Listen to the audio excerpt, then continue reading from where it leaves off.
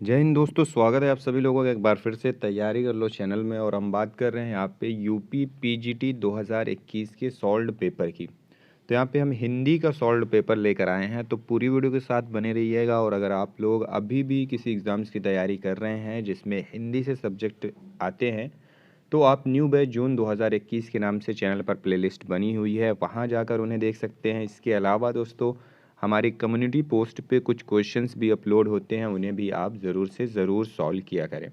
तो दोस्तों, अगर अभी तक चैनल को सब्सक्राइब नहीं किया है तो सबसे पहले चैनल को सब्सक्राइब कर लें, बेल आइकन प्रेस कर लें। तो चलिए शुरुआत करते हैं हम अपने आज के क्वेश्चंस की।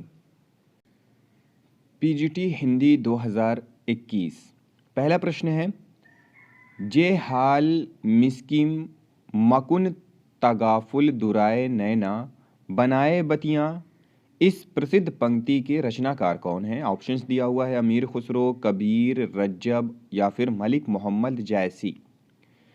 तो इसमें से अमीर खुसरो की ये पंक्तियां हैं, तो यहाँ पे ऑप्शन पहला सही है। दूसरा प्रश्न है, 21वीं सदी का लड़का किस कहानीकार की कृति है? ऑप्शंस दिया हुआ है, क्षमा शर्मा, मोहिनी झाबड़ा, महेश दर्पण या फिर वीरेंद्र सक्सेना। तो यहाँ पे सही उत्तर जो है वो है पहला, क्षमा शर्मा। 21वीं सदी का लड़का क्षमा शर्मा की कृति है। काला कानून, कस्बे की लड़की, घर घर तथा अन्य कहानियाँ, thank you Saddam Hussain, love stories आदि उनकी अन्य कहानी संग्रह हैं। फिर प्रश्न है, निम्नलिखित में से कौन सी रचना के लेखक का नाम सही नहीं है? ऑप्शंस दिया हुआ है, जुलूस रुका है विवेकी राय, शिखरों के सेतु शिवप्रसाद सिंह, तुम चंदन हम पानी विद्यानिवास मिश्र या फिर ऑप्शन चौथा है, सदाचार का तावीज श्रीलाल शुक्ल। तो सही उत्तर जो है वो है सदाचार का ताबीज, वो हरिशंकर परसाई का व्यंग्य है। बाकी सारे विकल्प यहाँ पे सही हैं, तो ऑप्शन चौथा यहाँ पे होगा। ठीक है, सदाचार का ताबीज श्रीलाल शुक्ल का ना होकर हरिशंकर परसाई का है, जो कि एक व्यंग्य है। फिर प्रश्न है, एक में तालव्य ध्वनियों का प्रयोग हुआ है, निम्नलिखित में से तालव्य ध्वनियों का प्रयोग किसमें हुआ है? ऑप्शंस दिया हुआ है, पापा, बाबा, मामा, चाचा। तो यहाँ पे सही उत्तर है ऑप्शन चौथा, चाचा में। तो देख लेते हैं कैसे। चा, छा, जा, चा, छा, जा, झा, त्रा या शा तालव्य ध्वनियां हैं, अतः इनसे बनने वाला शब्द चाचा में तालव्य ध्वनियों का प्रयोग हुआ है। तो यहाँ पे हमारा ऑप्शन चौथा सही है। फिर है, वीणा पाणी, वीणा पानी में कौन सा समास है? ऑप्शंस दिया हुआ है, बहुब्रीहि, कर्मधारय, द्विगु या फिर अवयवी भाव। तो सही उत्तर है ऑप्शन पहला, बहुव्रीहि समास है। तो वीणा पानी में बहुव्रीहि समास है, जिसका विग्रह है वह जिसके पाणी हाथ में वीणा है, अर्थात सरस्वती।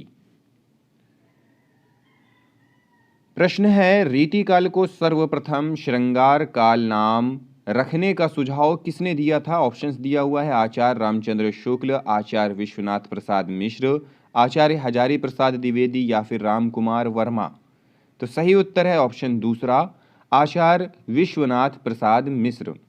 रीतिकाल को सर्वप्रथम श्रृंगार काल नाम रखने का सुझाव आचार्य विश्वनाथ प्रसाद मिश्र ने दिया था। वहीं आचार्य रामचंद्र शुक्ल, आचार्य हजारी प्रसाद द्विवेदी और राम कुमार वर्मा ने रीतिकाल नाम रखा है। अगला प्रश्न है, छोटी हल्की गोल और किनारेदार थाली दिखाओ, वाक्य में अपेक्षित है। क्या अपेक्षित है? ऑप्शंस है, 3 अल्प विराम और 1 पूर्ण विराम, 3 अल्प विराम 1 योजक चिन्ह और 1 पूर्ण विराम, 4 अल्प विराम और 1 पूर्ण विराम या फिर 4 अल्प विराम 1 योजक चिन्ह और 1 पूर्ण विराम। तो सही उत्तर यहाँ पे है दूसरा, 3 अल्प विराम 1 योजक चिन्ह और 1 पूर्ण विराम। ठीक है, वैसे 2 अल्प विराम और 1 पूर्ण विराम होगा। ठीक है, सही उत्तर इसमें से सही उत्तर है ऑप्शन दूसरा, लेकिन अगर सही उत्तर देखें तो 2 अल्प विराम और 1 पूर्ण विराम होगा, लेकिन यहाँ पे ये ऑप्शंस नहीं दिया हुआ है। फिर अगला प्रश्न है, हिंदी में मुक्त छंद के प्रवर्तक कवि कौन है? ऑप्शन अज्ञेय, निराला, मुक्तिबोध या फिर धूमिल। सही उत्तर है निराला। हिंदी में मुक्त छंद के प्रवर्तक कवि सूर्यकांत त्रिपाठी निराला जी हैं। मुक्त छंद कविता किसी छंद विशेष के अनुसार नहीं रची जाती और न ही तुकांत होती है। पाश्चात्य आधुनिक कविता में मुक्त छंद के प्रवर्तक व्हिटमैन हैं। तो देखिए यहाँ पे एक ये क्वेश्चन भी मिल गया पाश्चात्य आधुनिक कविता में मुक्त छंद के प्रवर्तक व्हिटमैन है और यहाँ पे जो है हिंदी में मुक्त छंद के प्रवर्तक हैं सूर्यकांत त्रिपाठी निराला। फिर प्रश्न है, मैं तुमसे टेलीफोन पर बात करूंगा। इस वाक्य में टेलीफोन पर किस कारक में प्रयुक्त है? संबंध कारक, अधिकरण कारक, कर्म कारक या फिर करण कारक। तो सही उत्तर है ऑप्शन चौथा, इस वाक्य में टेलीफोन पर में करण कारक प्रयुक्त है। ऑप्शन चौथा यहाँ पे सही है, करण कारक। फिर अगला प्रश्न है, नरसी जी का मायरा किसकी रचना है? ऑप्शंस दिया हुआ है हरिदास, रहीम, मीराबाई, रसखान। तो नरसी जी का मायरा मीराबाई की रचना है। अष्टाध्यायी के रचनाकार कौन है? ऑप्शन है कात्यायन, पाणिनि, कैयट, पतंजलि। तो सही उत्तर है ऑप्शन दूसरा, अष्टाध्यायी के रचनाकार पाणिनि है। यह संस्कृत व्याकरण का अत्यंत प्राचीन ग्रंथ लगभग 700 ईसा पूर्व में इसका प्रकाशन हुआ था, जिसमें 8 अध्याय हैं। ठीक है, व्याकरण ग्रंथ है और इसमें 8 अध्याय हैं। ये 700 ईसा पूर्व में आया था, संस्कृत व्याकरण ग्रंथ है। ठीक है। फिर अगला प्रश्न है, आचार्य रामचंद्र शुक्ल के अनुसार छायावाद में प्राप्त होने वाली प्रतीक शैली पर किस साहित्य का प्रभाव है? ऑप्शन अंग्रेजी, फ्रांसीसी, बंगला या फिर फारसी। तो सही उत्तर है ऑप्शन दूसरा, फ्रांसीसी। आचार्य रामचंद्र शुक्ल के अनुसार छायावाद में प्राप्त होने वाली प्रतीक शैली पर फ्रांसीसी साहित्य का प्रभाव है। शुक्ल जी के अनुसार हिंदी में छायावाद शब्द का जो व्यापक अर्थ रहस्यवादी रचनाओं के अतिरिक्त और प्रकार की रचनाओं के संबंध में भी ग्रहण हुआ है, वही इसी प्रतीक शैली के अर्थ में, वह इस प्रतीक शैली के अर्थ में हुआ है। ठीक है, तो यहां पे ऑप्शन दूसरा सही है। चलती चाकी देख के दिया कबीरा रोए, दो पाटन के बीच में साबुत बचा न कोय। प्रस्तुत दोहे में प्रयुक्त शब्द शक्ति कौन सी है? ऑप्शन है अभिधा, लक्षणा, व्यंजना या फिर इनमें से कोई नहीं। तो सही उत्तर है ऑप्शन तीसरा, व्यंजना। प्रस्तुत दोहे में व्यंजना शब्द शक्ति है और इसमें अन्योक्ति अलंकार है। ठीक है। अगला प्रश्न है, निम्नलिखित में से कौन सा युग्म सुमेलित नहीं है? ऑप्शंस दिया हुआ है, सुमेलित नहीं है इंद्रावती, नूर मोहम्मद, हंस जवाहिर, कासिम शाह, चित्रावली, उस्मान, मधुमालती, कुतुबन। तो सही उत्तर है मधुमालती के रचनाकार कुतुबन नहीं है, जबकि मंझन है। ठीक है, कुतुबन की रचना है मृगावती। ठीक है, ऑप्शन चौथा यहाँ पे होगा। फिर अगला प्रश्न है, जिसे तत्काल उचित उत्तर या उपाय सूझ जाए उसके लिए एक शब्द क्या है? प्रतिभाशाली, बुद्धिमान, प्रत्युत्पन्नमति या फिर अक्लमंद। तो सही उत्तर है ऑप्शन तीसरा, जिसे तत्काल उचित उत्तर या उपाय सूझ जाए के लिए एक शब्द है प्रत्युत्पन्नमति। ठीक है, ऑप्शन तीसरा, प्रत्युत्पन्नमति। अगला प्रश्न है, प्रयोगवाद अपने आप में ईष्ट नहीं है। प्रयोग द्वारा कवि अपने सत्य को अधिक अच्छी तरह जान सकता है और अधिक अच्छी तरह अभिव्यक्त कर सकता है। वस्तु और शिल्प दोनों क्षेत्र में प्रयोग फलप्रद होता है। यह कथन किसका है? ऑप्शंस दिया हुआ है भवानी प्रसाद मिश्र, नरेश मेहता, अज्ञेय या फिर रघुवीर सहाय। तो सही उत्तर है ऑप्शन तीसरा, अज्ञेय जी का। अगला प्रश्न है,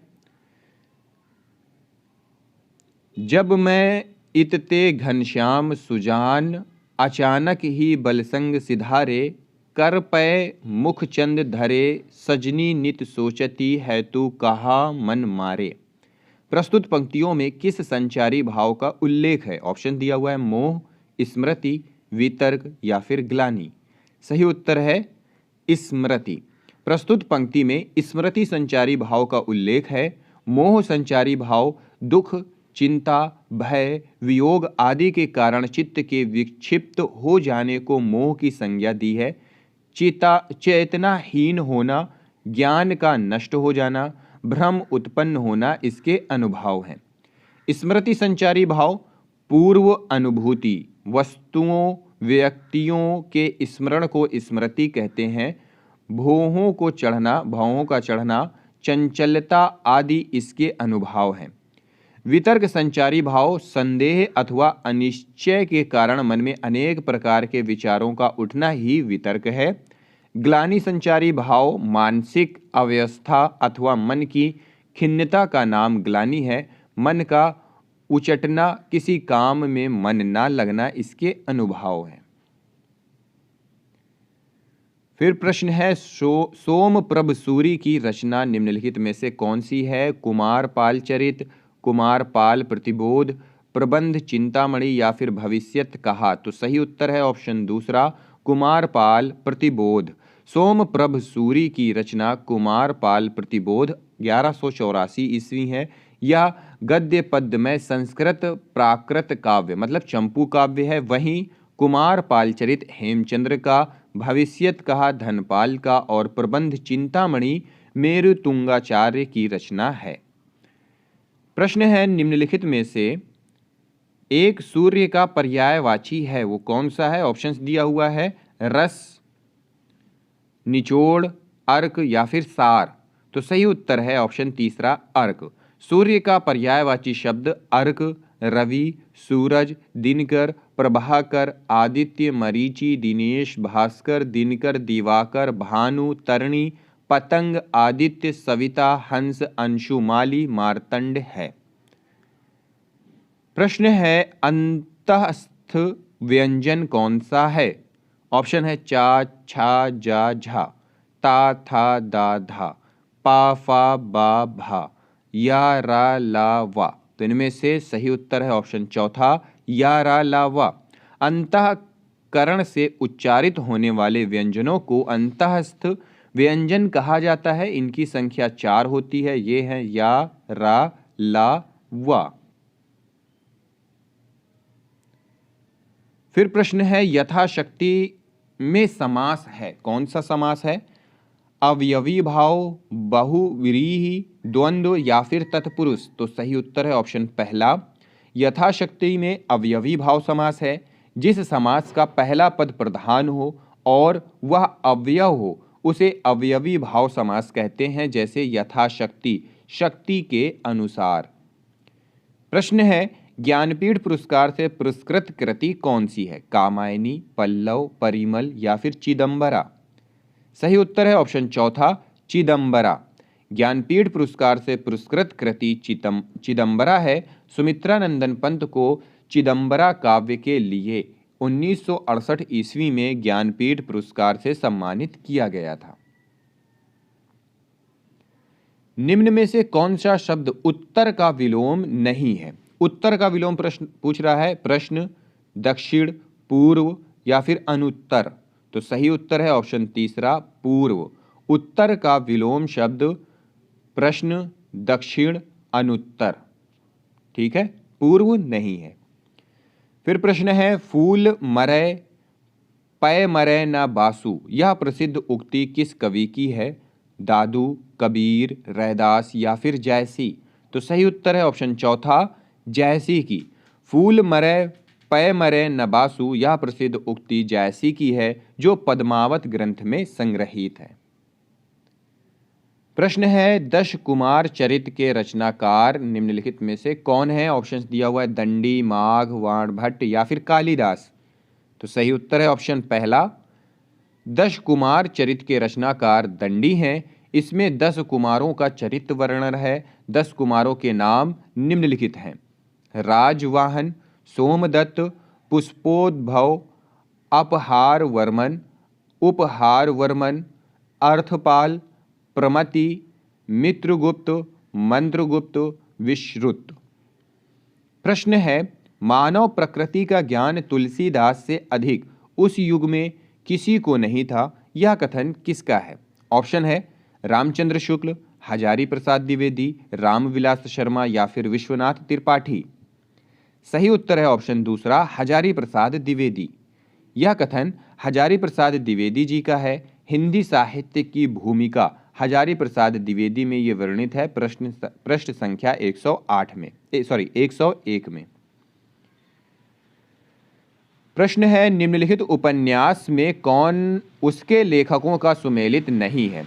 ऑप्शन है झीनी झीनी बीनी चदरिया, अब्दुल बिस्मिल, पहला पड़ाव श्रीलाल शुक्ल, मैयादास की माड़ी, भीष्म साहनी, अब्दुल्ला दीवाना शंकर शेष। तो सही उत्तर है ऑप्शन चौथा, अब्दुल्ला दीवाना शंकर शेष। ये सुमेलित नहीं है। अब्दुल्ला दीवाना नाटक लक्ष्मी नारायण लाल का है। वहीं बिन बाती के द्वीप, फंदी, रक्तबीज, बंधन, अपने अपने, एक और द्रोणाचार्य, अरे मायावी सरोवर, कोमल गांधार चेहरे, पोस्टर, खजुराहो का शिल्पी, बाढ़ का पानी, चंदन के द्वीप, धरौंदा, रत्नगर्भा, राक्षस, नई सभ्यता, नए नमूने, आधी रात के बाद, धर्म कुरुक्षेत्र, एक साथ की गाथा, मूर्तिकार, चेहरे, तिल का ताड़, कालजयी आदि शंकर शेष के नाटक हैं।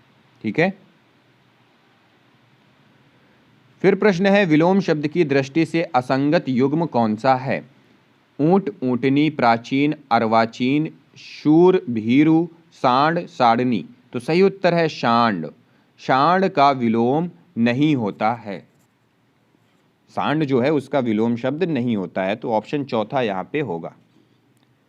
भारतीय भाषा विज्ञान की प्रसिद्ध मुनित्रयी में सम्मिलित नहीं है।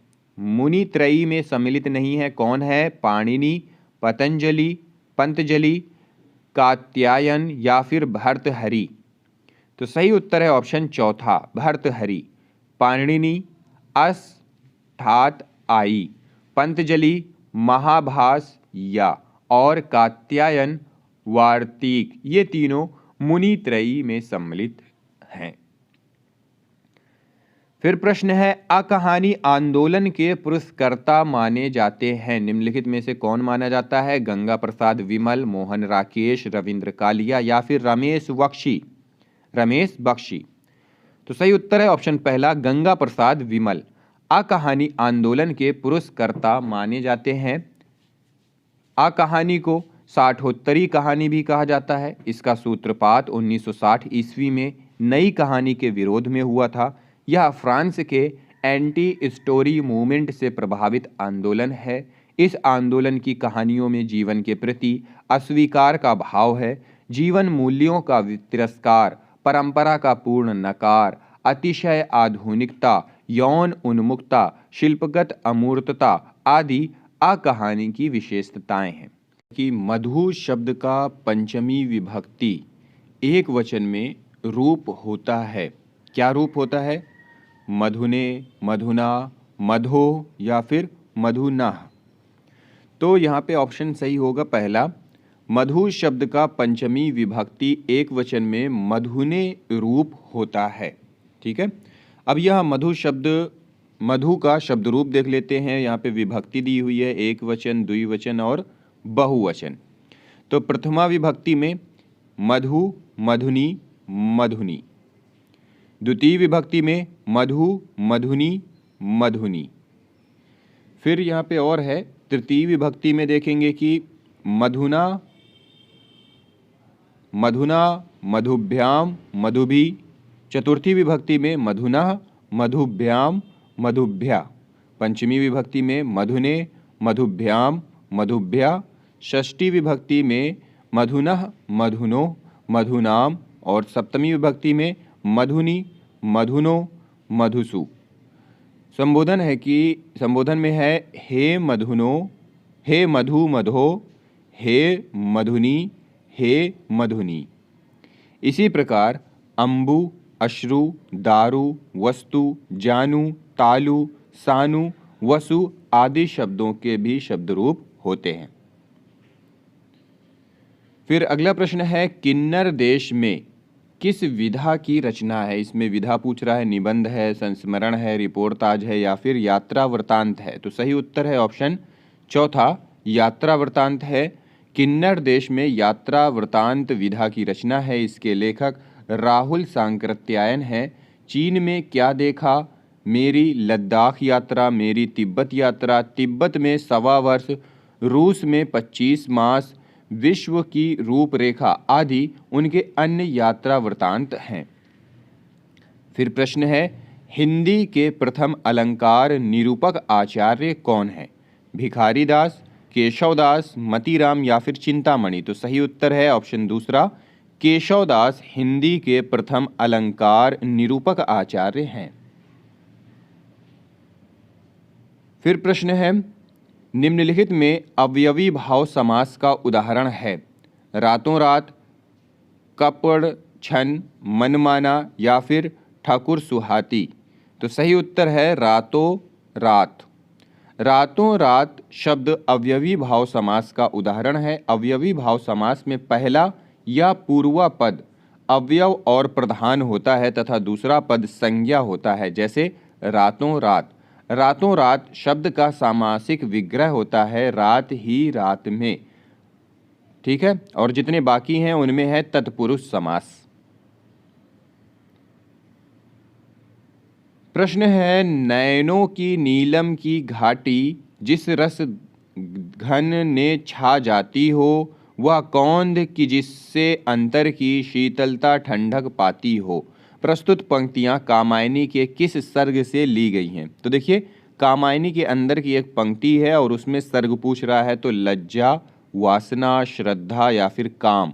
तो सही उत्तर है ऑप्शन पहला, प्रस्तुत पंक्तियां कामायनी के लज्जा सर्ग से ली गई हैं। कामायनी 1936 ईस्वी महाकाव्य के लेखक जयशंकर प्रसाद हैं। फिर अगला प्रश्न है, एक वाक्य शुद्ध है, तो वो कौन सा वाक्य है? यहाँ पे ऑप्शंस दिया हुआ है, तट पर लगे वृक्ष और लताओं से नदी की शोभा बढ़ गई है, सभा में उपस्थित हर एक सदस्यों का यही मत था, ऋषि मुनि आदियों के द्वारा हमें ज्ञान मिला, अनुसूया अत्रि ऋषि की पत्नी थी। तो सही उत्तर है ऑप्शन चौथा, शुद्ध वाक्य है यहाँ पे, अनुसूया अत्रि ऋषि की पत्नी थी। अगला प्रश्न है, तुम्हारे मुंह में घी शक्कर का सही अर्थ क्या होगा? ऑप्शंस दिया हुआ है, ईश्वर करे तुम्हारा समाचार सत्य हो, तुम्हारी बातें मीठी लगती हैं, तुम्हें मिठाई की कभी कमी ना हो, सदैव मीठी बात ही बोला करो। तो सही उत्तर है यहाँ पे ऑप्शन पहला, तुम्हारे मुंह में घी शक्कर का सही अर्थ है, ईश्वर करे तुम्हारा समाचार सत्य हो।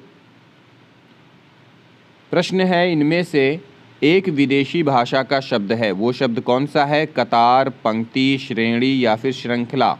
तो सही उत्तर है ऑप्शन पहला, कतार। विदेशी भाषा का शब्द कतार है जिसका अर्थ पंक्ति, श्रेणी, पांत, श्रृंखला, क्रम, सिलसिला, समूह, झुंड आदि होता है। फिर प्रश्न है, निश्चय शब्द में कौन सी संधि है? गुण संधि, दीर्घ संधि, यण संधि या फिर विसर्ग संधि? तो सही उत्तर है ऑप्शन चौथा, निश्चय शब्द में विसर्ग संधि है जिसका संधि विच्छेद निह धन चय है। शांति प्रिय द्विवेदी कृत परिव्राजक की प्रजा क्या है? ऑप्शन है जीवनी, आत्मकथा, यात्रा साहित्य या फिर रेखा चित्र? तो सही उत्तर है आत्मकथा है। शांति प्रिय द्विवेदी कृत परिव्राजक की प्रजा एक आत्मकथा है जो 1952 ईस्वी में प्रकाशित हुआ था। प्रश्न है, जो कम खर्च करने वाला है उसके लिए एक शब्द? अवयवी, मितव्ययी, सदव्ययी या फिर कृपण?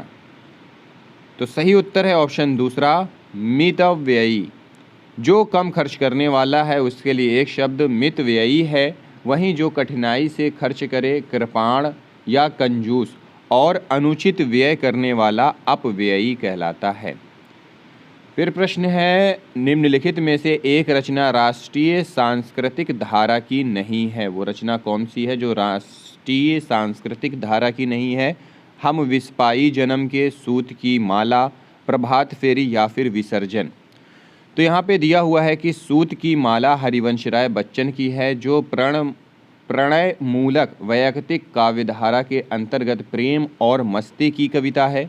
रामेश्वर शुक्ल, अंचल, नरेंद्र शर्मा, प्रभात फेरी आदि प्रणय मूलक वैयक्तिक काव्यधारा के अन्य कवि हैं। ठीक है, तो यहाँ पे सही उत्तर नहीं दिया हुआ है। छायावादी काव्यधारा के समानांतर और उतनी ही शक्तिशाली राष्ट्रीय सांस्कृतिक धारा भी प्रवाहमान थी। माखनलाल चतुर्वेदी, बालकृष्ण शर्मा नवीन, हम विस्पाई जन्म के, सुभद्रा कुमारी चौहान, रामधारी सिंह दिनकर, राम नरेश त्रिपाठी आदि इस धारा के प्रतिनिधि कवि हैं।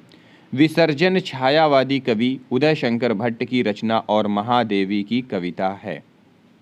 ठीक है, तो यहाँ पे राष्ट्रीय सांस्कृतिक धारा की नहीं है करके पूछ रहा है, तो यहाँ पे प्रभात फेरी भी है और विसर्जन है। विसर्जन क्या है कि छायावादी कवि उदय शंकर भट्ट की रचना है और महादेवी की कविता भी है। ठीक है, और हम विस्पाई जन्म के, ये राष्ट्रीय सांस्कृतिक धारा की रचना है। ठीक है,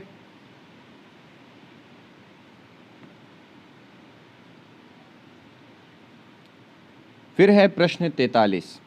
बिहारी अकेले कवि हैं जिन्होंने ग्रामीण संस्कृति के विरुद्ध घृणा की अभिव्यक्ति की है, यह किसका कथन है? रामचंद्र शुक्ल, हजारी प्रसाद द्विवेदी, डॉक्टर नगेंद्र या फिर बच्चन सिंह।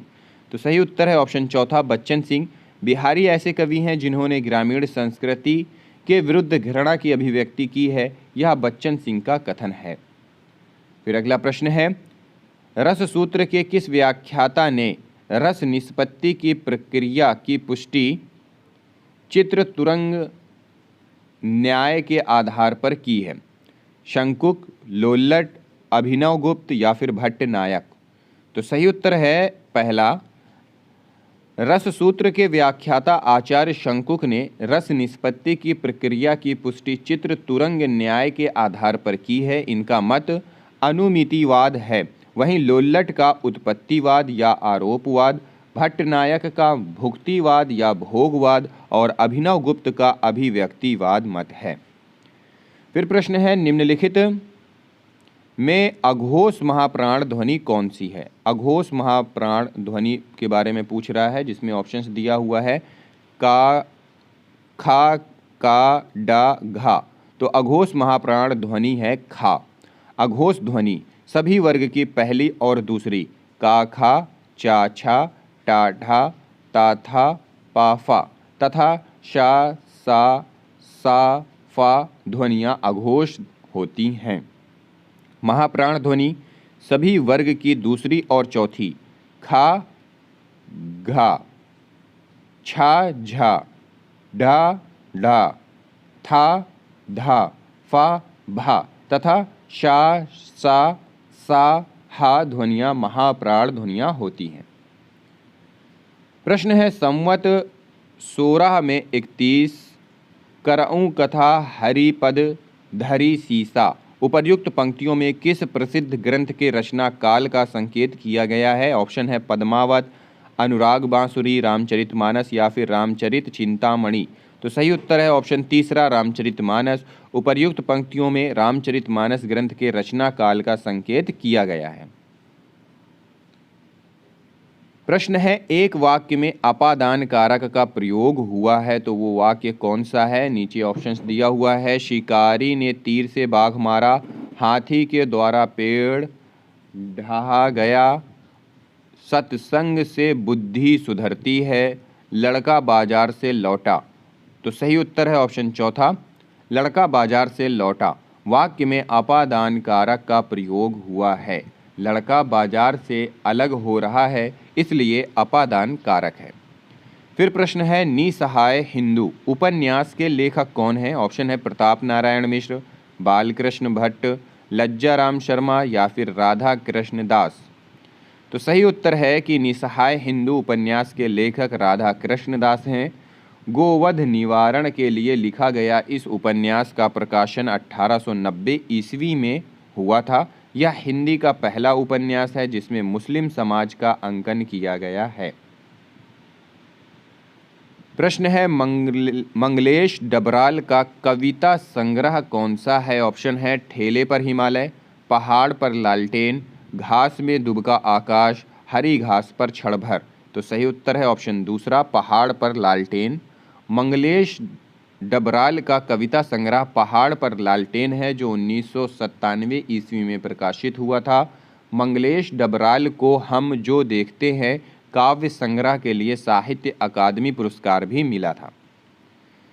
फिर है भाग्य का पर्यायवाची नहीं है, कौन सा ऑप्शन है जो नहीं है? प्रारब्ध, नियत, अभितव्य, नियति। तो सही उत्तर है दूसरा, भाग्य का पर्यायवाची शब्द नियत नहीं है। नियत का अर्थ इरादा या इच्छा होता है। भाग्य का पर्यायवाची शब्द है प्रारब्ध, भवितव्य, नियति, किस्मत, तकदीर, नसीब, भावी, किस्मत आदि। फिर अगला प्रश्न है निम्नलिखित में से किस रचना और उसकी विधा का नाम सही है? ऑप्शंस बताना है कौन सा सही है। ऋण जल धन जल, रिपोर्ताज, क्या भूलूं क्या याद करूं, आत्मकथा, आवारा मसीहा, जीवनी, झूठन, संस्मरण। तो कौन सा है जो सही नहीं है? तो वो है ऑप्शन चौथा, झूठन ओम प्रकाश वाल्मीकि की आत्मकथा है, जो वर्ष 1997 में प्रकाशित हुई थी।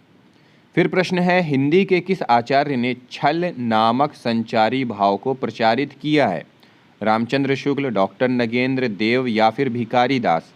तो सही उत्तर है ऑप्शन तीसरा, देव। संस्कृत में भानुदत्त ने छल नामक संचारी भाव का उल्लेख किया है, जबकि हिंदी में देव ने। संस्कृत में भानुदत्त ने और हिंदी में देव ने। फिर प्रश्न है तांबे के कीड़े नामक लघु नाटक के लेखक कौन हैं? तांबे के कीड़े नामक लघु नाटक के लेखक मोहन राकेश, भुवनेश्वर प्रसाद, रामकुमार वर्मा या फिर लक्ष्मी नारायण मिश्र। तो सही उत्तर है ऑप्शन दूसरा, भुवनेश्वर प्रसाद। तांबे के कीड़े नामक लघु नाटक एकांकी के लेखक भुवनेश्वर प्रसाद हैं। अमृत राय ने हंस पत्रिका में वर्ष 1846 में प्रकाशित किया था। यह एक 1800 नहीं होगा, 1900 होगा, ठीक है। यह एक असंगत नाटक है जिसमें ना कोई कथा है और ना ही मंच विधा। इसमें भय और मृत्यु का प्रतिशोध करने का सशक्त ढंग की अभिव्यक्ति हुई है। तो मुझे ये कंफर्म नहीं है, ठीक है, कौन सा सन होगा। फिर प्रश्न है किस वाक्य में एक वचन का प्रयोग हुआ है? लड़के बोले, लड़के ने कहा, लड़कों ने कहा, लड़के ने लड़कों से कहा। तो सही उत्तर है ऑप्शन दूसरा, लड़के ने कहा वाक्य में एक वचन का प्रयोग हुआ है। फिर अगला प्रश्न है पंत जी की रचनाओं वीणा और पल्लव दोनों में अंग्रेजी कविता से लिए हुए भाव और अंग्रेजी भाषा के लाक्षणिक प्रयोग मिलते हैं। यह कथन किसका है? नगेंद्र, रामचंद्र शुक्ल, रामविलास शर्मा या फिर बच्चन सिंह। तो सही उत्तर है रामचंद्र शुक्ल का। उपरोक्त कथन आचार्य रामचंद्र शुक्ल का है, जिसे उन्होंने हिंदी साहित्य का इतिहास में आधुनिक काल काव्य खंड के नई धारा तृतीय उत्थान में सुमित्रा नंदन पंत पर यह टिप्पणी की है। आपने क्या कहा सो मैंने नहीं सुना वाक्य अपेक्षित है। एक प्रश्नवाचक चिन्ह, एक पूर्ण विराम, एक अल्प विराम, एक पूर्ण विराम, एक पूर्ण विराम या फिर एक प्रश्नवाचक चिन्ह। तो सही उत्तर है ऑप्शन दूसरा, एक आपने क्या कहा सो मैंने नहीं सुना वाक्य में एक अल्प विराम, एक पूर्ण विराम होगा। आपने कहा सो मैंने नहीं सुना। फिर प्रश्न है अयोध्या सिंह उपाध्याय हरिऔध द्वारा रचित ठेठ हिंदी का ठाठ किस विधा की रचना है? काव्य, नाटक, उपन्यास या फिर अनुवाद। तो सही उत्तर है उपन्यास। अयोध्या सिंह उपाध्याय हरिऔध द्वारा रचित ठेठ हिंदी का ठाठ उपन्यास है, जिसका प्रकाशन वर्ष 1899 ईस्वी में हुआ था। अधकिला फूल 1907 ईस्वी है इनका दूसरा उपन्यास है। प्रश्न है रत्नाकर जोपन कथा पुस्तक का संबंध किससे है? महायानी सिद्ध, वज्रयानी सिद्ध, नाथ या फिर जैन? तो सही उत्तर है ऑप्शन दूसरा, रत्नाकर जोपन कथा पुस्तक का संबंध वज्रयानी सिद्ध से संबंधित है। प्रश्न है कबीर का भक्ति आंदोलन विद्रोह मूलक है। विद्रोह मूलक है।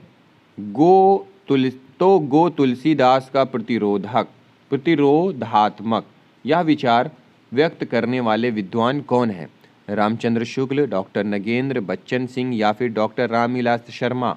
तो सही उत्तर है डॉक्टर बच्चन सिंह। कबीर का भक्ति आंदोलन विद्रोह मूलक है, तो गोस्वामी तुलसीदास का प्रतिरोधात्मक यह विचार व्यक्त करने वाले विद्वान बच्चन सिंह हैं। प्रश्न है उर्दू आगत शब्द है फारसी, अरबी, पश्तो या फिर तुर्की? तो सही उत्तर है ऑप्शन चौथा, उर्दू आगत शब्द है तुर्की भाषा का। मीराबाई की उपासना है, किस प्रकार की उपासना है? ऑप्शंस दिया हुआ है, माधुर्य भाव, सख्य भाव, दास्य भाव या फिर वात्सल्य भाव? तो सही उत्तर है ऑप्शन पहला, माधुर्य भाव। मीराबाई की उपासना माधुर्य भाव है। प्रश्न दूसरा है कान्हा शब्द है, किस प्रकार का शब्द है कान्हा? तत्सम शब्द, तद्भव शब्द, अर्ध तत्सम या फिर अर्ध तद्भव? तो सही उत्तर है ऑप्शन तीसरा, कान्हा अर्ध तत्सम शब्द है। कृष्ण, कान्हा, किशन। फिर अगला प्रश्न है निम्न में कौन गीति नाट्य नहीं है? निम्नलिखित में से कौन है जो गीति नाट्य नहीं है? ऑप्शंस दिया हुआ है, जयशंकर प्रसाद, करुणालय, मैथिली शरण गुप्त, अनघ, धर्मवीर भारती, अंधा युग और सुमित्रा नंदन पंत, ज्योत्सना? तो सही उत्तर है ऑप्शन चौथा, ज्योत्सना सुमित्रा नंदन पंत द्वारा रचित रूपक है, जिसका प्रकाशन वर्ष 1933 ईस्वी है। इसमें कवि पंत की विचारधारा विकसित मानववाद तथा काल्पनिक समाजवाद के सामंजस्य के रूप में उत्कीर्ण हुई है। फिर प्रश्न है भक्ति काल के किस कवि ने बरवै नाई का भेद लिखा है? ऑप्शन है रहीम, रसखान, नंददास या फिर कृष्णदास? सही उत्तर है ऑप्शन पहला, भक्ति काल के कवि रहीम ने बरवै नाई का भेद लिखा है। प्रश्न है कान पर जूं ना रेंगना मुहावरे का सही अर्थ क्या है? ऑप्शन दिया हुआ है, कान के पास धीरे से कहना, कान के निकट नहीं सुनाई देना, कान के जूं बालों तक जाते हैं या फिर ऑप्शन चौथा, बिल्कुल ध्यान ना देना? तो सही उत्तर है ऑप्शन चौथा, कान पर जूं ना रेंगना मुहावरे का अर्थ है बिल्कुल ध्यान ना देना। अगला प्रश्न है पहाड़ी हिंदी का विकास किस अपभ्रंश से माना जाता है? ऑप्शंस दिया हुआ है, ब्राचड़, मागधी, पैशाची या फिर खस? सही उत्तर है ऑप्शन चौथा, पहाड़ी हिंदी का विकास खस अपभ्रंश से माना जाता है। वहीं ब्राचड़ अपभ्रंश से सिंधी, मागधी अपभ्रंश से बिहारी, उड़िया, बंगला, असमिया और पैसाची अपभ्रंश से पंजाबी लहंदा भाषाओं का विकास हुआ है। तो ब्राचड़ अपभ्रंश से सिंधी और मागधी अपभ्रंश से बिहारी, उड़िया, बंगला, असमिया और पैशाची अपभ्रंश से पंजाबी लहंदा भाषाओं का विकास हुआ है। और पहाड़ी हिंदी से खस, पहाड़ी हिंदी का खस अपभ्रंश से पहाड़ी हिंदी का विकास हुआ है। फिर प्रश्न है निम्नलिखित में से कौन सा धनुष का पर्याय नहीं है? ऑप्शन है शरासन, असी, कोदंड, पिनाक? तो सही उत्तर है ऑप्शन दूसरा, असी। असी धनुष का पर्याय नहीं है। धनुष का पर्यायवाची शब्द है सरासन, कोदंड, पिनाक, चाप, सारंग, कमान, धनु आदि। फिर अगला प्रश्न है निम्नलिखित में से घनानंद की रचना नहीं है पूछ रहा है। तो यहाँ पे ऑप्शन है प्रिय प्रसाद, भावना प्रकाश, प्रीति पावस या फिर पक्षी विलास। तो सही उत्तर है इसमें ऑप्शन चौथा, पक्षी विलास। पक्षी विलास घनानंद की रचना नहीं है। 10वीं शताब्दी की इस कृति का रचनाकार अज्ञात है। इस ग्रंथ में 124 पद ही उपलब्ध हैं। घनानंद द्वारा रचित ग्रंथों की संख्या 41 बताई जाती है।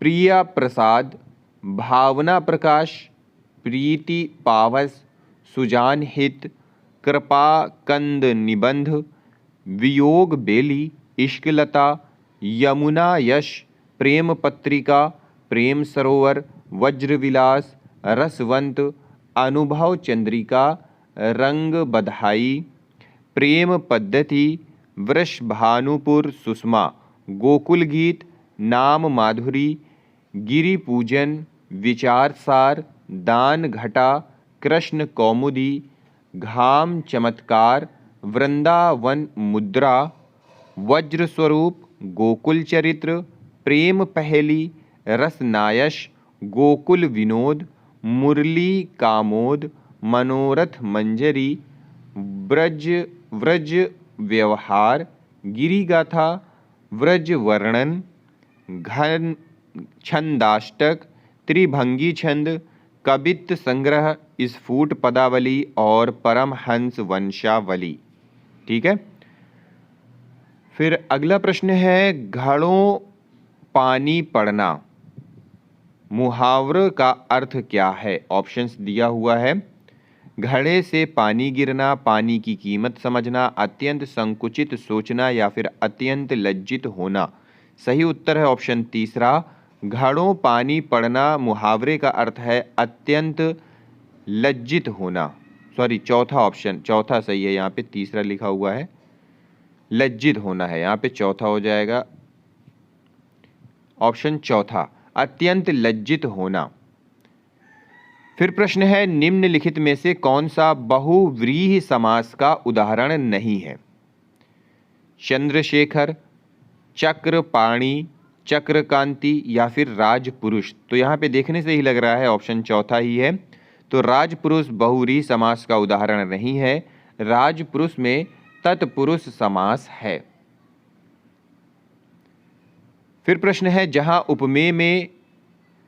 उपमेय का प्रतिषेध कर उपमान की स्थापना की जाए वहां अलंकार होता है, कौन सा?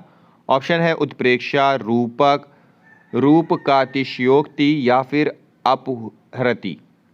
तो सही उत्तर है ऑप्शन चौथा, जहां उपमेय का प्रतिषेध कर उपमान की स्थापना की जाए वहां अपहृति अलंकार होता है।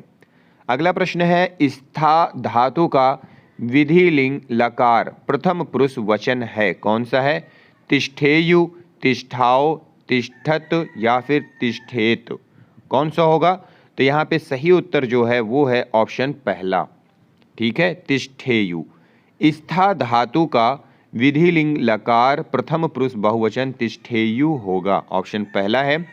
अब स्था धातु विधिलिंग लकार, इसमें हमें क्या देख लेते हैं? प्रथम पुरुष वचन, एक वचन, द्विवचन और बहुवचन में प्रथम पुरुष में आएगा तिष्ठेत, तिष्ठेताम, तिष्ठेयु।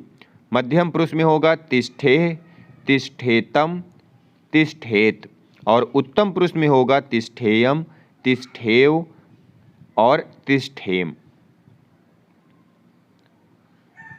अगला प्रश्न है, इनमें से एक पतवार का पर्यायवाची है, कौन सा है? अर्जुन, दुर्योधन, कर्ण, नकुल। तो सही उत्तर है ऑप्शन तीसरा, पतवार का पर्यायवाची शब्द कर्ण है। अगला प्रश्न है, कारण के अभाव में कार्य की उत्पत्ति होना किस अलंकार का परिचायक है? श्लेष, विरोधाभास, विभावना या फिर विशेषोक्ति। सही उत्तर है ऑप्शन तीसरा। ठीक है, विभावावना अलंकार, कारण के अभाव में कार्य की उत्पत्ति होना विभावना अलंकार का परिचायक है। प्रश्न है, बर्वय छंद है किस प्रकार का? सममात्रिक, अर्ध सममात्रिक, विषम मात्रिक या फिर अर्ध विषम मात्रिक। तो सही उत्तर है अर्ध सममात्रिक छंद है। बर्वय अर्ध सममात्रिक छंद है। प्रश्न है, निम्नलिखित में से कौन सी रचना सर्वेश्वर दयाल सक्सेना की नहीं है? पागल कुत्तों का मसीहा, खूंटियों पर टंगे लोग, काठ की घंटियां, एक शहर की मौत। तो सही उत्तर है ऑप्शन चौथा, एक शहर की मौत। अमृता प्रीतम की रचना है, जबकि पागल कुत्तों का मसीहा, खूंटियों पर टंगे लोग, काठ की घंटियां आदि सर्वेश्वर दयाल सक्सेना की रचनाएं हैं। प्रश्न है, सौर सेनी अपभ्रंश के अंतर्गत आने वाली भाषा नहीं है। कौन सी है जो नहीं आती है? गुजराती, सिंधी, राजस्थानी या फिर पश्चिमी हिंदी। तो सही उत्तर है ऑप्शन दूसरा, सिंधी। शौरसेनी अपभ्रंश के अंतर्गत आने वाली भाषा सिंधी भाषा नहीं है, जबकि गुजराती, राजस्थानी और पश्चिमी हिंदी भाषाओं का विकास शौरसेनी अपभ्रंश से ही हुआ है। प्रश्न है, एक तत्सम शब्द है, निम्नलिखित में से तत्सम शब्द कौन सा है? डाकिनी, तेल, न्योछावर या फिर तर्जनी। तो सही उत्तर है तर्जनी, ऑप्शन चौथा, तर्जनी तत्सम शब्द है। अगला प्रश्न है, तुलसीदास चंदन घिसे निबंध के लेखक कौन है? विद्यानिवास मिश्र, हरिशंकर परसाई, कुबेरनाथ राय या फिर शरद जोशी। सही उत्तर है ऑप्शन दूसरा, तुलसीदास चंदन घिसे निबंध के लेखक हरिशंकर परसाई हैं। इसका प्रकाशन वर्ष 1986 ईस्वी है। बूढ़े मुंह मुहासे प्रहसन के लेखक कौन हैं? राधाचरण गोस्वामी, राधा कृष्णदास, खड़ग बहादुर मल्ल या फिर प्रताप नारायण मिश्र। सही उत्तर है ऑप्शन पहला, राधाचरण गोस्वामी। बूढ़े मुंह मुहासे लोग देखें तमाशे प्रहसन के लेखक राधाचरण गोस्वामी हैं। इसमें हिंदू और मुसलमान किसान एक साथ जमींदार के प्रति सम्मिलित विद्रोह करते हैं और अपनी समस्याओं का निराकरण करते हैं। प्रश्न है, दोपहर में समास है, दोपहर इस शब्द में कौन सा समास है? द्विगु, बहुव्रीहि, द्वंद्व या फिर कर्मधारय। तो सही उत्तर है दोपहर में द्विगु समास है, ऑप्शन पहला हो जाएगा, जिसका पहला पद संख्यावाचक विशेषण होता है तथा समस्त पद किसी समूह या किसी समाहार का बोध करता है। द्विगु समास कहलाता है। जैसे दोपहर, विग्रह करेंगे तो दोपहर, प्रहर के बाद का समय। अगला प्रश्न है, निम्नलिखित वाक्यों में कौन सा वाक्य शुद्ध है? ऑप्शन दिया हुआ है, पहला, मैं आपका दर्शन करने आया हूं, दूसरा, मेरे लिए ठंडी बर्फ और गर्म आग लाओ, तीसरा, शब्द केवल संकेत मात्र हैं, और चौथा, मैं आप पर श्रद्धा रखता हूं। तो सही उत्तर है ऑप्शन तीसरा, शुद्ध वाक्य है शब्द केवल संकेत मात्र हैं। फिर अगला प्रश्न है, एक में उपसर्ग का प्रयोग हुआ है, निम्नलिखित में से कौन सा शब्द है जिसमें उपसर्ग का प्रयोग हुआ है? ऑप्शन है कुनकुना, कुदरत, कुढ़न, कुडंग। तो सही उत्तर है ऑप्शन चौथा, कुडंग में कु उपसर्ग का प्रयोग हुआ है। प्रश्न है, चाय आगत शब्द है, कहाँ का है? ऑप्शन है पहला, जापानी, चीनी, जर्मन या फिर पुर्तगाली। तो सही उत्तर है चाय चीनी, चाय चीनी भाषा से आगत शब्द है। अगला प्रश्न है, लिंग की दृष्टि से एक वाक्य शुद्ध है, कौन सा है? चाय फीका है, दही खट्टा है, चांदी सोने से कम महंगा है, या फिर चौथा, मिश्री मीठा है। तो सही उत्तर है ऑप्शन दूसरा, लिंग की दृष्टि से शुद्ध वाक्य दही खट्टा है। दही, गुस्सा और मजा के लिए दोनों लिंग प्रचलित हैं। अगला प्रश्न है, पुष्य या पुंड को हिंदी का प्रथम कवि किस आलोचक ने माना है? ऑप्शन है राहुल शंकराचार्य, दशरथ ओझा, रामविलास शर्मा या फिर शिव सिंह सेंगर। तो सही उत्तर है ऑप्शन चौथा, शिव सिंह सेंगर। पुष्य या पुंड को हिंदी का प्रथम कवि शिव सिंह सेंगर ने माना है। वहीं राहुल शंकराचार्य ने 7वीं शताब्दी 769 ईस्वी के कवि सरहपाद दोहा कोश के रचयिता को माना है, और डॉक्टर गणपति चंद्रगुप्त ने शालिभद्र सूरी, भरतेश्वर बाहुबली रास जिनकी रचना है 1184 ईस्वी को हिंदी का प्रथम कवि माना है। अगला प्रश्न है, शेखर जोशी की कहानी निम्नलिखित में से कौन सी है? नीचे ऑप्शंस दिया हुआ है। कर्मनाशा की हार, मेरा पहाड़, पंचलाइट या फिर महुए का पेड़। तो सही उत्तर है ऑप्शन दूसरा, मेरा पहाड़ शेखर जोशी की कहानी है। जोशी कोशी का घटवार, साथ के लोग, हलवाहा, नौरंगी बीमार है, एक पेड़ की याद आदि उनकी अन्य कहानियां हैं। वहीं कर्मनाशा की हार शिव प्रसाद की है, पंचलाइट फणीश्वर नाथ रेणु की और महुए का पेड़ मार्कंडेय की कहानी है। अगला प्रश्न है, इनमें से एक का अर्थ ऐतराज है, वो शब्द कौन सा है? विघ्न, विपत्ति, संकट या फिर आपत्ति। तो सही उत्तर है ऑप्शन चौथा, आपत्ति का अर्थ ऐतराज है। अगला प्रश्न है, विज्ञान गीता किसके द्वारा लिखी गई है? ऑप्शन है नाभादास, तुलसीदास, केशवदास या फिर मलूकदास। तो सही उत्तर है ऑप्शन तीसरा, विज्ञान गीता केशवदास द्वारा लिखी गई है। अगला प्रश्न है, इतिवृत्त और आलोचना का समवेत रूप होने से वह इतिहास आज भी प्रकाश स्तंभ बना हुआ है। इस कथन में जिस इतिहास की ओर संकेत किया गया है उसके लेखक हैं, कौन है? आचार्य रामचंद्र शुक्ल, गारसा दत्तासी, मिश्रबंधु या फिर जॉर्ज ग्रियर्सन। सही उत्तर है ऑप्शन पहला, आचार्य रामचंद्र शुक्ल। इस कथन में जिस इतिहास की ओर संकेत किया गया है उसके लेखक आचार्य रामचंद्र शुक्ल हैं और यह कथन विजेंद्र स्नातक ने कहा है। कि एक दिन बोलेंगे पेड़ काव्य संग्रह के रचनाकार कौन है? यहाँ पे ऑप्शंस दिया हुआ है, राजेश जोशी, सौमित्र मोहन, शेखर जोशी या फिर अरुण कमल। तो सही उत्तर है राजेश जोशी पहला। एक दिन बोलेंगे पेड़ काव्य संग्रह के रचनाकार राजेश जोशी हैं। मिट्टी का चेहरा, नेपथ्य में हंसी, दो पंक्तियों के बीच उनके अन्य काव्य संग्रह हैं। फिर अगला प्रश्न है, इस बोली में कर्ता कारक की विभक्ति का प्रयोग नहीं होता है। इनमें से कौन सी है जिसमें कर्ता कारक की विभक्ति का प्रयोग नहीं होता है? ऑप्शन है कन्नौजी, बुंदेली, अवधी या फिर मेवाती। तो सही उत्तर है ऑप्शन तीसरा, अवधी। अवधी बोली में कर्ता कारक की विभक्ति का प्रयोग नहीं होता है। फिर अगला प्रश्न है, एक वर्तनी की शुद्ध है, एक की वर्तनी इनमें से शुद्ध है तो वो कौन सा है? ऑप्शन है अनन्नास, अक्षौहिणी, आकस्मिक, आकाल। तो इनमें से सही उत्तर है ऑप्शन पहला, अनन्नास। अनन्नास की वर्तनी शुद्ध है जबकि आकस्मिक का आकस्मिक, अक्षौहिणी का अक्षौहिणी और अकाल का अकाल शुद्ध रूप होता है। फिर है प्रश्न, उत्तर रामचरित का प्रधान रस क्या है?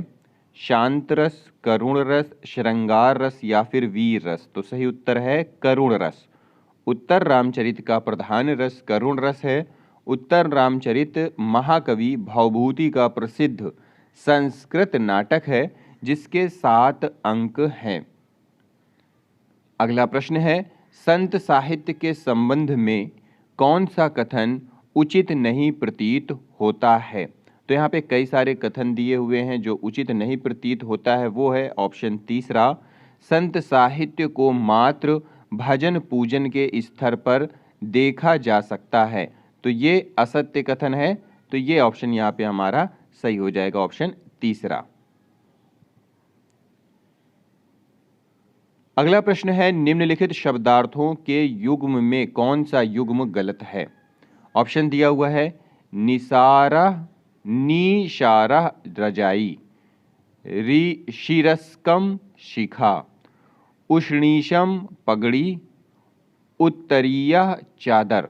तो सही उत्तर है ऑप्शन चौथा, गलत युग्म है उत्तरीय चादर, क्योंकि उत्तरीय का अर्थ दुपट्टा होता है, बाकी सही है। फिर अगला प्रश्न है, निम्नलिखित में से कौन सा अलंकार ग्रंथ नहीं है? भाषा भूषण, शिवराज भूषण, ललित ललाम, अंग दर्पण। तो सही उत्तर है ऑप्शन चौथा, रसलीन का अंग दर्पण अलंकार ग्रंथ नहीं है। वहीं भाषा भूषण राजा जसवंत सिंह, शिवराज भूषण भूषण और ललित ललाम मतीराम आदि का अलंकार ग्रंथ है। शैशव के सुंदर प्रभाव को मैंने नव विकास देखा, यौवन की मादक लाली में यौवन का हुलास देखा। पंक्तियां किसके द्वारा लिखी गई हैं? ऑप्शंस दिया हुआ है हरिवंश राय बच्चन, भगवती चरण वर्मा, विद्यावती कोकिल या फिर सुभद्रा कुमारी चौहान। तो सही उत्तर है ऑप्शन चौथा। उपरोक्त पंक्तियां सुभद्रा कुमारी चौहान द्वारा लिखी गई हैं। यह पंक्ति उल्लास कविता से ली गई है। अगला प्रश्न है मनोहर श्याम जोशी का उपन्यास कौन सा है? ऑप्शन दिया हुआ है कसब, दिल्ली दूर है, मुझे चांद चाहिए या फिर कितने पाकिस्तान। तो सही उत्तर है मनोहर श्याम जोशी का उपन्यास कसब 1982 है। कुरु कुरु स्वाहा, हरिया हरक्यूलिस की हैरानी, हमजाद, टाटा प्रोफेसर, कयाप, कौन हूँ मैं, कपीश जी, वध स्थल, उत्तराधिकारिणी आदि उनके अन्य उपन्यास हैं। वहीं दिल्ली दूर है शिव प्रसाद सिंह का उपन्यास है, मुझे चांद चाहिए सुरेंद्र वर्मा का उपन्यास है और कितने पाकिस्तान कमलेश्वर का उपन्यास है। बहुवचन की दृष्टि से एक वाक्य शुद्ध है तो वो वाक्य कौन सा है? यहाँ पे ऑप्शंस दिया हुआ है चिड़िया उड़ गई, चिड़िये उड़ गई, चिड़ियाएं उड़ गईं या फिर चिड़ियां उड़ गईं। तो सही उत्तर है ऑप्शन चौथा। बहुवचन की दृष्टि से एक वाक्य शुद्ध है चिड़ियां उड़ गईं। अगला प्रश्न है वारी शब्द की द्वितीय विभक्ति द्विवचन है, कौन सा होगा? वारिणी, वारिणी, वारिणा या फिर वारिणा। सही उत्तर है ऑप्शन दूसरा। वारी शब्द की द्वितीय विभक्ति द्विवचन वारिणी है। अगला प्रश्न है हिंदी के मार्क्सवादी समीक्षक हैं, कौन है? नीचे ऑप्शन है आचार्य रामचंद्र शुक्ल, डॉक्टर नगेंद्र, डॉक्टर नामवर सिंह या फिर नंद दुलारे वाजपेयी। तो सही उत्तर है डॉक्टर नामवर सिंह। डॉक्टर नामवर सिंह हिंदी के मार्क्सवादी समीक्षक हैं। वहीं रामचंद्र शुक्ल और नगेंद्र रसवादी और नंद दुलारे वाजपेयी सौष्ठववादी समीक्षक हैं। अगला प्रश्न है आंखें बिछाना मुहावरे का सही अर्थ क्या है? प्रायश्चित करना, आंखें थक जाना, उपेक्षा करना या फिर हृदय से आदर करना। तो सही उत्तर है ऑप्शन चौथा। आंखें बिछाना मुहावरे का अर्थ है हृदय से आदर करना। अगला प्रश्न है छायावाद बड़ी सहृदयता के साथ प्रभाव साम्य पर ही विशेष लक्ष्य रखकर चला है। छायावाद के संबंध में यह कथन किसका है? ऑप्शन है आचार्य रामचंद्र शुक्ल, आचार्य नंद दुलारे वाजपेयी, आचार्य हजारी प्रसाद द्विवेदी या फिर शांति प्रिय द्विवेदी। तो सही उत्तर है ऑप्शन पहला। तो ये कथन है आचार्य रामचंद्र शुक्ल का। अगला प्रश्न है किसी शुभ कार्य को विधि विधान और श्रद्धा पूर्वक करना क्या कहलाता है? ऑप्शन है पहला प्रार्थना, अभ्यर्थना, अनुष्ठान या फिर मंत्रणा। तो सही उत्तर है ऑप्शन तीसरा अनुष्ठान। अगला प्रश्न है बचपन की स्मृतियां के लेखक कौन है? महादेवी वर्मा, रामवृक्ष बेनीपुरी, शांतिप्रिय द्विवेदी या फिर राहुल सांकृत्यायन। तो सही उत्तर है ऑप्शन चौथा बचपन की स्मृतियां संस्मरण के लेखक राहुल सांकृत्यायन है। अगला प्रश्न है जगत शब्द का कौन सा रूप तीन विभक्तियों में एक सा रहता है? जगतोह, जगदभ्याम, जगतः या फिर जगद्वि, जगद्वि। तो सही उत्तर है ऑप्शन दूसरा जगदभ्याम। जगत शब्द का जगदभ्याम रूप तीन विभक्तियों में एक सा रहता है। देख लेते हैं जगत शब्द के रूप यहाँ पे दिए हुए हैं। विभक्ति एक वचन, द्विवचन और बहुवचन में दिया हुआ है। तो यहाँ पे पहला है प्रथमा विभक्ति में जगत, जगत, जगति, जगंती। द्वितीय विभक्ति में जगत, जगद, जगती जगंती। तृतीय विभक्ति में जगता, जगदभ्याम, जगदभि, जगद्भि। चतुर्थी विभक्ति में जगते, जगदभ्याम, जगदभ्या। पंचमी विभक्ति में जगता, जगदभ्याम, जगदभ्या। षष्ठी विभक्ति में जगतः, जगतोः, जगताम। सप्तमी विभक्ति में जगती, जगतोः, जगत्सु। संबोधन है हे जगत, हे जगती, हे जगंती। तो यहाँ पे ये है जो तीनों विभक्तियों में एक समान रहता है। फिर अगला प्रश्न है कि मरने के लिए तैयार हो जाना अर्थ देने वाला मुहावरा है, कौन सा है यहाँ पे? सिर पर खून सवार होना, सिर पर भूत सवार होना, सिर पर कफन बांध लेना, या फिर आंखों में खून उतर आना। तो सही उत्तर है ऑप्शन तीसरा, सिर पर कफन बांध लेना। अगला प्रश्न है कुवलय माला कथा के लेखक हैं, कौन है? सोमप्रभ सूरी, उद्योतन सूरी, धर्म सूरी, या फिर मुनि जिनविजय। तो सही उत्तर है ऑप्शन दूसरा, कुवलय माला कथा के लेखक उद्योतन सूरी हैं। अगला प्रश्न है अजीर शब्द का अर्थ क्या होगा? ऑप्शंस दिया हुआ है युवा, आंगन, वार्धक्य, या फिर जरावस्था। तो सही शब्द है ऑप्शन दूसरा, आंगन। आंगन और शरीर होता है।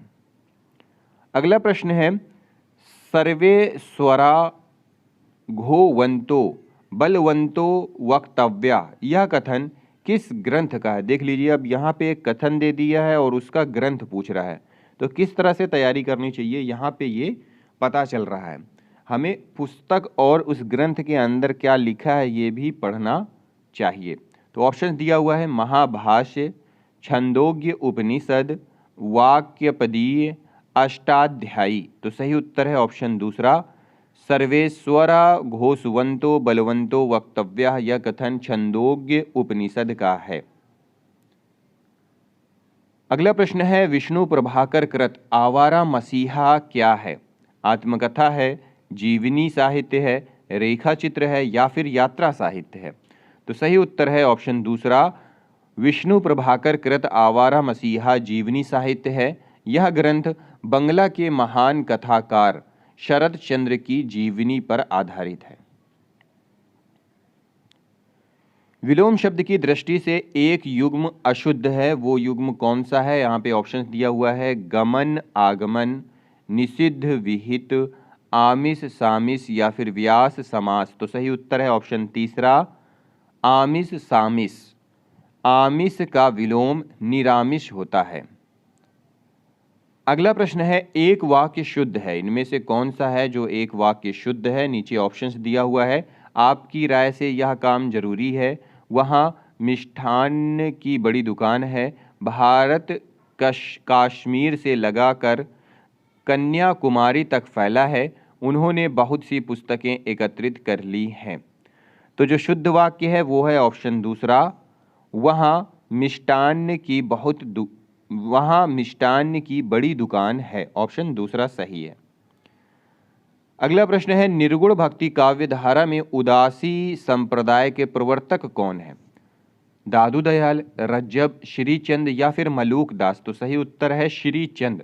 निर्गुण भक्ति काव्य धारा में उदासी संप्रदाय के प्रवर्तक गुरु नानक के पुत्र श्रीचंद 1494 से 1643 ये है। ठीक है, कौन है? श्रीचंद।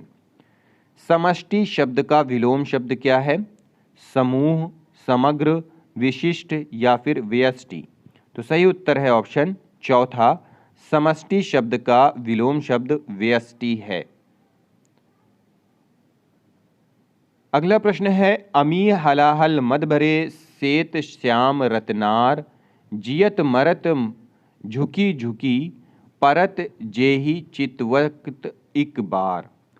मतलब यहाँ पे ये उपर्युक्त दोहा है, बहुत ही फेमस है, कई बार परीक्षाओं में पूछा गया है कि अमी हलाहल मत भरे सेत श्याम रतनार, जियत मरत झुकी झुकी, परत जेही चितवत इक बार।